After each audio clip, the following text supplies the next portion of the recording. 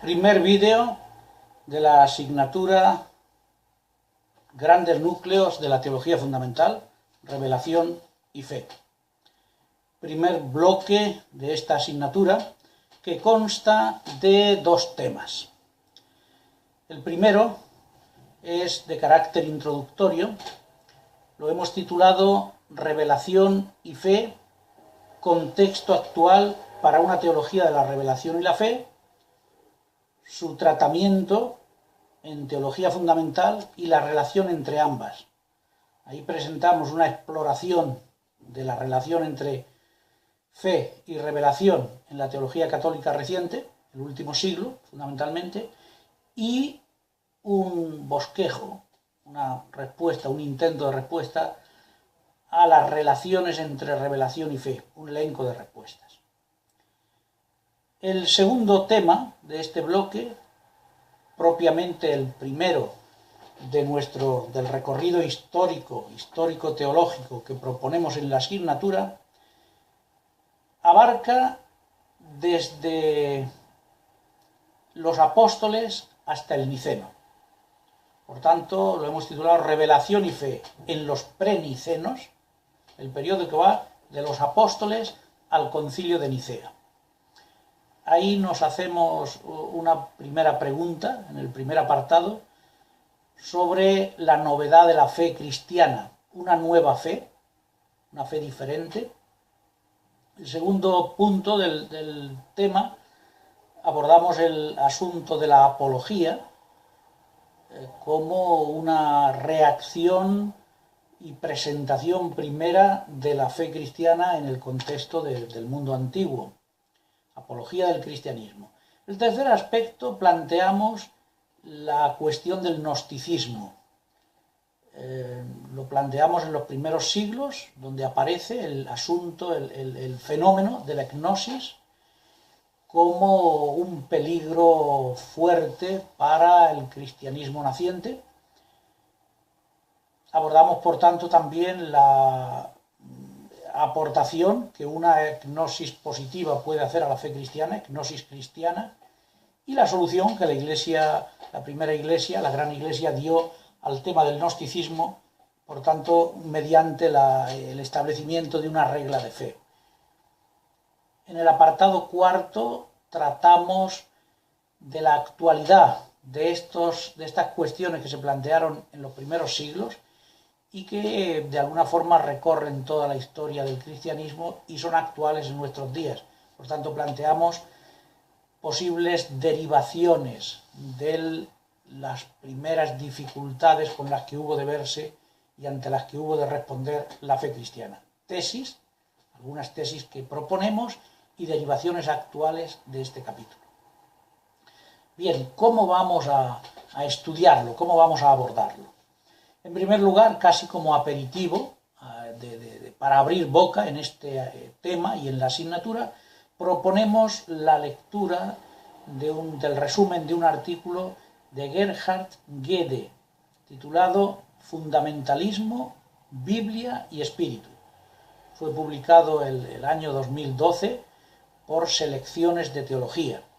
Lo tienen ustedes ahí en la bibliografía, el número 204 de Selecciones de Teología, correspondiente al año 2012, páginas 339-351. Bien, esto se recomienda simplemente su lectura, como digo, para introducirnos, para ambientarnos, no es una lectura obligatoria para los participantes en el máster. ¿Cómo vamos a trabajar, ahora sí, ya de hecho y vinculantemente, estos dos temas? Pues en primer lugar, hemos de hacer la lectura de los apuntes del profesor correspondientes a estos dos capítulos. Y a continuación, pues se propone contestar a un guión. Este será aproximadamente el esquema que seguiremos también en los otros bloques. El guión consta de 3 apartados. En el primero se propone un texto, unas páginas del librito titulado La revelación de Joseph Smith. Concretamente, pues tienen ahí ustedes a partir de la página 11 a la 14. Sobre esos textos, unas preguntas para el comentario.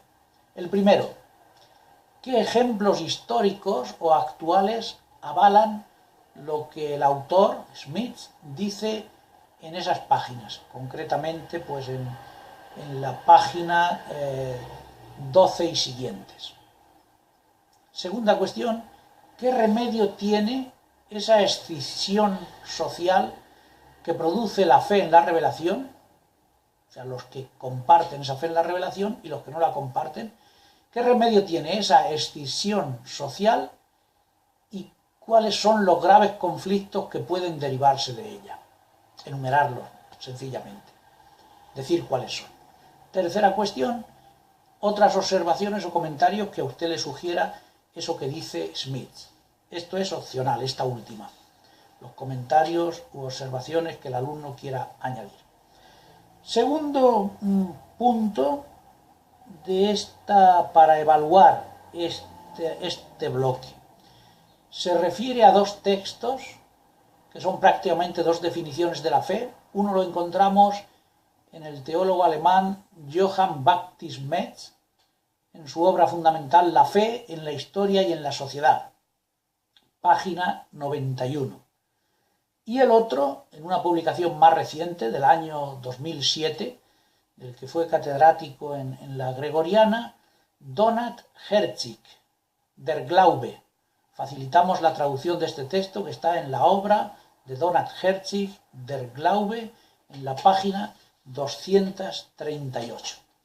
Bien, sobre estos dos textos, el guión a contestar, las preguntas son las siguientes. Primero, comparar ambas definiciones. Y segundo, pues si ustedes tienen algún otro comentario o sugerencia que hacer. Esta segunda pregunta también opcional. Y el tercer apartado del guión para evaluar este bloque primero, el tercer apartado se refiere a un texto de Edward Schillebeeck titulado Israel y la Iglesia Neotestamentaria. Este texto es un capítulo de su obra Cristo y los cristianos, Gracia y Liberación, publicada la traducción en Madrid, Cristiandad, el año 1982. Bien, pues ahí nosotros vamos a coger las páginas 586 a las 611. Y ese capítulo se titula, como digo, Israel y la Iglesia Neotestamentaria.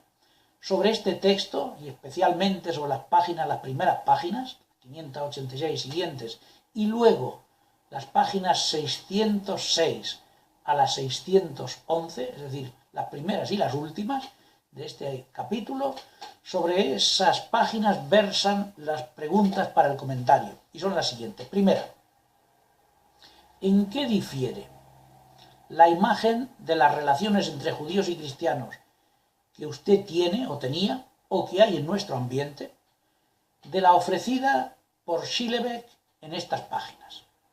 Se trata pues de tomar conciencia de cómo nosotros pensamos o tenemos ubicadas y tenemos planteadas y cómo vemos esas relaciones, quizá de una forma pues previa, sin mayor consideración, y cómo la visión que ofrece Schillebeeck puede diferir, esa versión teológica de estas relaciones puede diferir de la corriente o ambiental entre nosotros. Segunda cuestión, se refiere a la fe judía y a la fe cristiana. ¿La judía y la cristiana es la misma fe? ¿En qué se parecen y en qué se diferencian?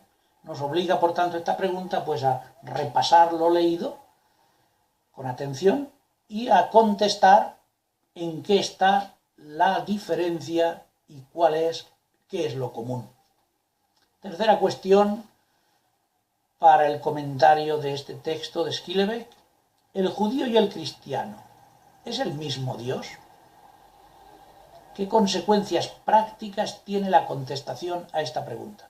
Como es una pregunta abierta, propiamente teológica, preguntamos por el Dios judío y el Dios cristiano. ¿Son el mismo? Y en la práctica, ¿qué consecuencias tiene contestar de una forma o de otra a esta cuestión?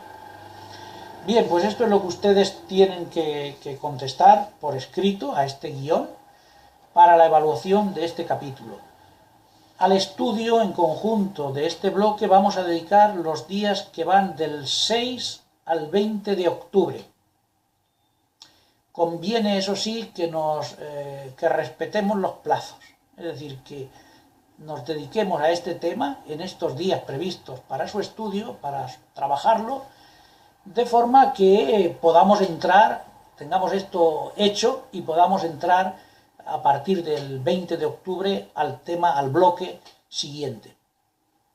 Les deseo pues eso, un buen trabajo, y para cualquier pregunta, sobre todo ahora al empezar, pues estoy a disposición de ustedes. Conviene, eso sí, insisto, en que vayamos cogiendo el ritmo. Buen trabajo.